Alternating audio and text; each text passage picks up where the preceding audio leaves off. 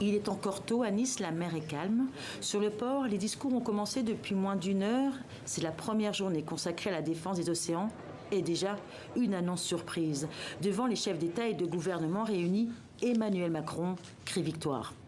Je peux vous dire à cet instant qu'à la cinquantaine de ratifications déjà déposées, ici même ces dernières heures, 15 pays se sont formellement engagés à les rejoindre.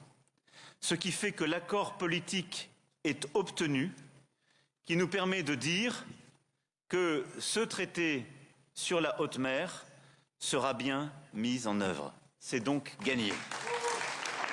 Pour le président français, le compte est bon. La barre des 60 signatures exigées pour l'entrée en vigueur est franchie. Jusqu'alors, la haute mer ne bénéficiait d'aucune protection. Elle appartenait à personne, ou plutôt à tout le monde.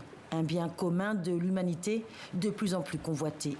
La doter d'un cadre juridique, c'est un pas certes, mais après, demandent les défenseurs de l'environnement. Si des aires marines protégées sont créées, encore faut-il qu'elles soient bien placées et respectées. 90% de la pêche a lieu en dehors de cette haute mer et donc dans les eaux sous juridiction nationale. Et donc ce n'est pas en créant des aires marines protégées là où il n'y a pas de pêche et peu de diversité et peu d'abondance de poissons qu'on va régler le problème de la surpêche et de la dégradation des habitats marins. C'est quand même un traité de niche qui ne va pas changer grand-chose en globalité et qui ne va certainement pas permettre de changer radicalement le modèle actuel destructeur causé par la pêche industrielle.